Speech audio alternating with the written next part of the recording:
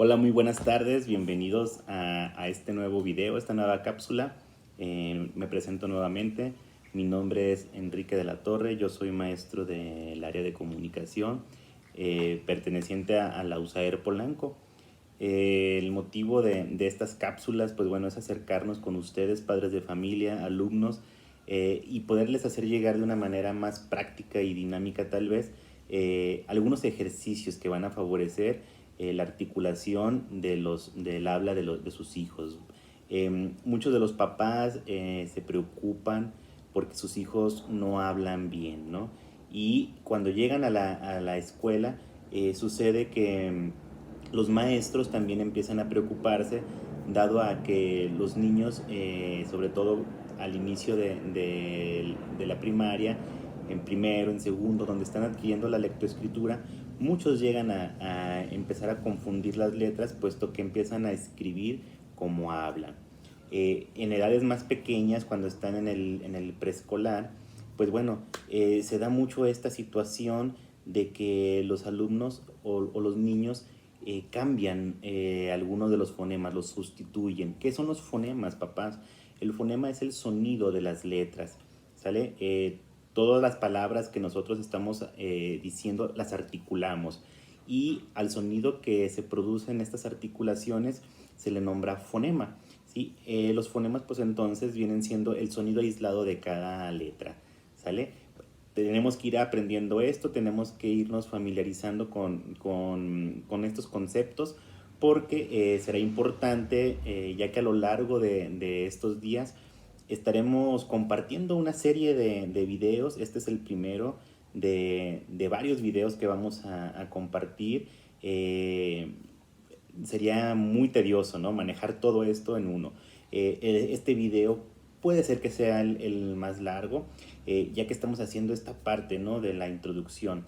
La idea es platicarte a ti, padre de familia, a ti, querido alumno, de qué se va a tratar esto, ¿sí? El día de hoy vamos a empezar con el fonema M, a conocer cómo se articula el fonema M.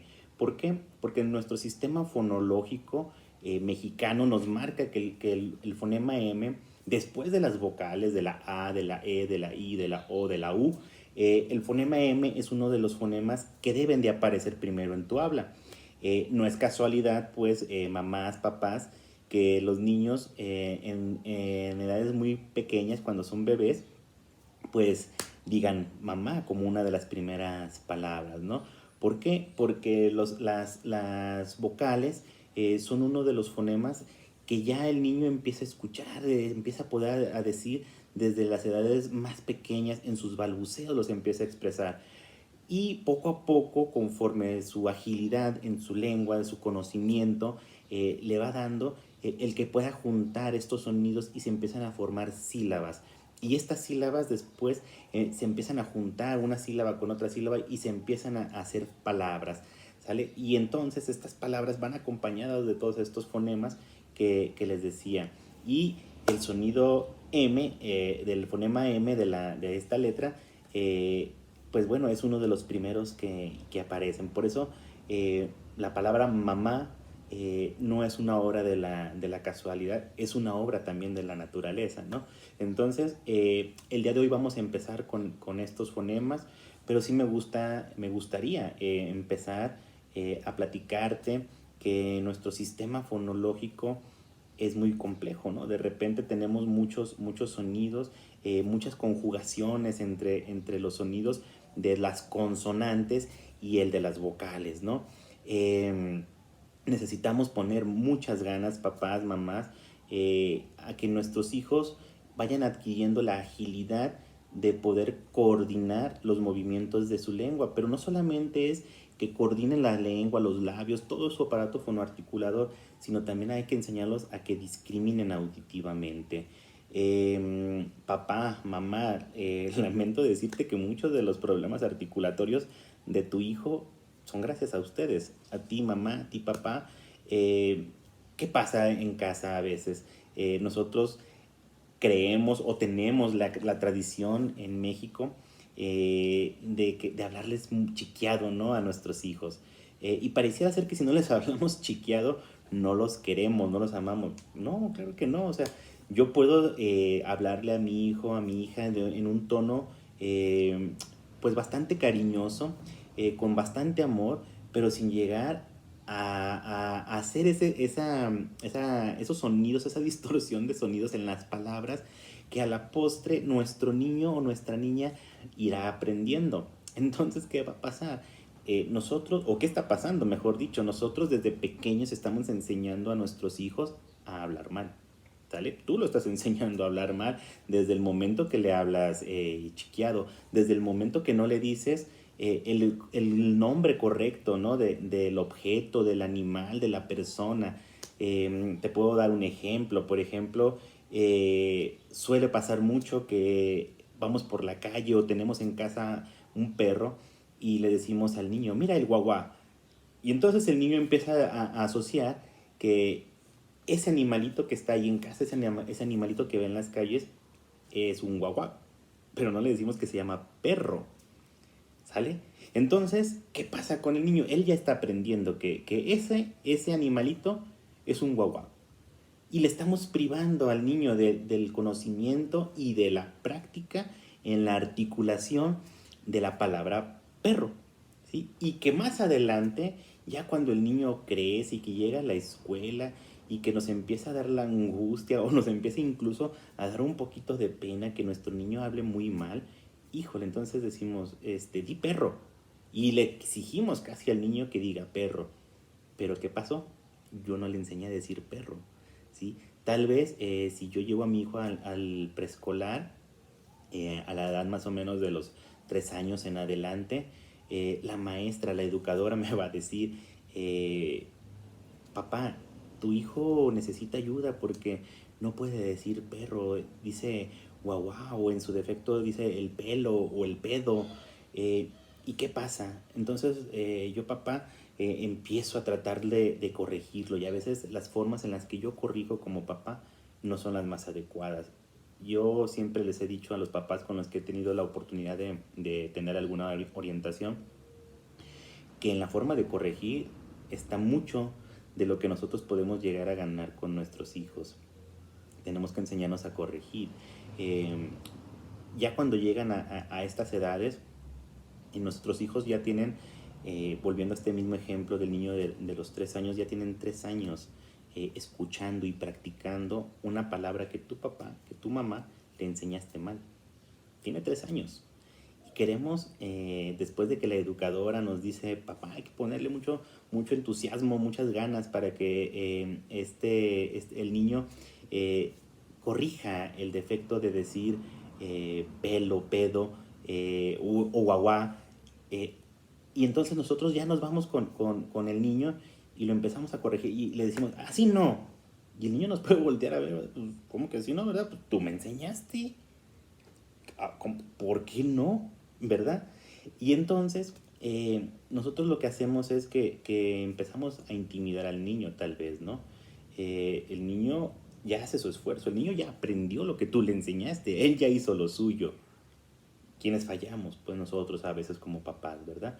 Entonces es importante que nosotros evitemos estos malos hábitos, aprendamos a corregir de la manera más adecuada y también detectemos las mejores formas en las cuales nosotros le podemos seguir favoreciendo. Pues de esto se tratan estos videos, estimados padres de familia. Eh, También, papá, déjame platicarte que hay otra situación que puede llegar a impedir que tu hijo, que tu hija no tenga una buena articulación. Y este es un defectito orgánico que se llama frenillo lingual. El frenillo lingual, estimado padre de familia, es un nerviecito que tenemos abajo de nuestra lengua, en la parte de la base de nuestra lengua. ¿Ah? Ese pequeño cuerito que se ve ahí, ese nerviecito, se le conoce como frenillo lingual. Vamos a suponer que esta es la lengua de nuestro hijo y que este es el frenillo. El frenillo puede estar situado en cualquiera de las posiciones de la lengua, desde la punta hasta la parte de la base de la lengua. Si se fijan aquí, si nosotros hiciéramos este ejemplo, que el frenillo estuviera en la parte del paladar, perdón, en la base de la lengua, nuestra lengua podría seguir teniendo una cierta movilidad sin ningún problema, ¿no? Estando en esta posición hacia atrás. Si nuestro frenillo estuviese en la parte del medio, la lengua pues se puede seguir moviendo. No tanto tal vez como cuando yo la tengo en esta posición. Pero ¿qué pasa, papá, cuando el frenillo está en la punta de la lengua? Pues entonces la lengua ya no sube, ¿sí? Tal vez, papá, te has dado cuenta que tu hijo, que tu hija tiene esto, ¿no? A veces los niños sacan la lengua y se les hace una especie como de corazón, ¿sí? Entonces es facilísimo detectar con eso que el frenillo es un frenillo corto. ¿Qué pasa con esto? La lengua no logra subir hacia lo que viene siendo los alvéolos del paladar o hacia el paladar blando. ¿Y qué pasa con esto ahora? Bueno, hay muchos de los fonemas, muchas de las letras, papás, que la lengua necesita colocarse en esa posición de la boca para articular. A lo mejor no lo sabías, a lo mejor hoy lo estás descubriendo y qué bueno. Si tu lengua sube, en esta parte podemos, por ejemplo, decir la letra el fonema que corresponde a la L. La ¿sí? La lengua, aunque la boca no está muy abierta, sigue estando arriba. El fonema la T, ¿sí? Y no se diga, por ejemplo, la en donde la lengua tiene que subir en la parte de los alvéolos atrasito y empieza a hacer unos movimientos rápidos, empieza a vibrar. Pero ¿qué pasa con la aparición de este frenillo? Bueno, este frenillo pues lo que pasa es que primero no deja subir la lengua y la otra es que no la deja tener una movilidad. Y allí pueden pasar varias situaciones. Puede ser que el frenillo sea tan corto que por más que tu hijo vaya a intentar hacer los ejercicios, los movimientos, este frenillo se lo va a impedir, ¿sale? Hay algunos frenillos que están un poquito más larguitos y que bueno, con los mismos ejercicios tu hijo puede seguir teniendo una mejor articulación conforme requiera el aprendizaje de algunos de los puntos de articulación. Si tu hijo tiene frenillo corto, mamá, papá, no te asustes, tampoco no pasa nada. Si tienes algún servicio médico o incluso con algún odontólogo particular, tú puedes asistir a que valore y que puedan hacer el corte de ese frenillo. No pasa nada. Yo les he dicho que en la experiencia que hemos tenido con algunos de los casitos, ya cuando los papás, yo les platico, primero se asustan, ¿verdad? Y primero, papá, pues no te tienes que asustar porque pues es algo muy, muy sencillo. Ya cuando regresan conmigo me dicen, maestro, tenía razón, tardamos más tiempo en llegar al consultorio que en lo que salimos. Lo único que hace el médico es que va a cortar, va a cortar el frenillo y entonces esto se va a desprender, ¿sale?